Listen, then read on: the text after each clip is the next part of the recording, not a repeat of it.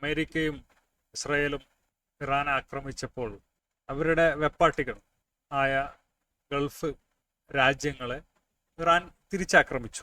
American ബേസുകളും Israel സംവിധാനങ്ങളും Iran തിരിച്ചാക്രമിച്ചു.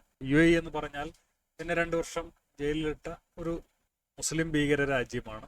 Israel എന്ന് പറഞ്ഞാൽ പാലസ്തീനികളെ 70 വർഷമായി അടിമയാക്കി കൊല്ലാക്കൊല ചെയ്യുന്ന ഒരു ഭീകര രാജ്യം. ഇവിടുത്തെ മുസ്ലിം ലീഗുകാരുടെ KMCCക്കാരുടെയൊക്കെ ബാപ്പമാരായ ഗൾഫ് രാജ്യങ്ങൾ, ഇവിടുത്തെ മുസ്ലിങ്ങളൊക്കെ തിരിഞ്ഞു നിസ്കരിക്കുന്ന ഗൾഫ് രാജ്യങ്ങൾ, ഈ രാജ്യങ്ങൾ ഇസ്രായേൽ രാജ്യത്തെ സപ്പോർട്ട് ചെയ്യുകയാണ്. അർമേനിയ എന്നുള്ള രാജ്യം ക്രിസ്ത്യൻ രാജ്യമുണ്ട്. ലബനാനിൽ അവിടുത്തെ പ്രസിഡന്റ് ഒരു ക്രിസ്ത്യാനിയാണ്.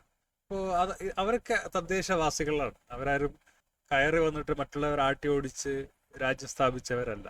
മറ്റുള്ളവർ എല്ലാം 2ാം തരം പൗരന്മാരാണെന്ന് വിചാരിക്കുന്നവരല്ല. അപ്പോൾ ഇസ്രായേലിന്റെ മെയിൻ പ്രശ്നം ജൂതന്മാരാണ് എന്നുള്ളതല്ല.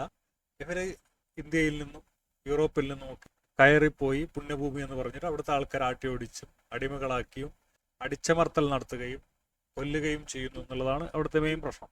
സംഘികളുടെയും ക്രിസംഘികളുടെയും ബാപ്പ ഇസ്രായേൽ, മുസ്ലിം ലീഗിന്റെ ബാപ്പ ഗൾഫ് രാജ്യങ്ങൾ, ഇവരൊക്കെയും എൻ്റെ എതിർപക്ഷത്താണ്.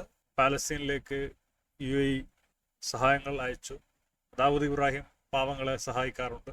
മുസ്ലിം ലീഗ് വീട് കെട്ടിക്കൊടുക്കാറുണ്ട്. ഇതെല്ലാം ഇവരുടെ ഭീകരത മറച്ചുവെക്കാൻ, കൊള്ളരുതായ്മകൾ മറച്ചുവെക്കാൻ ഉള്ള ചില പൊടിക്കൈകൾ മാത്രമാണ് എന്ന്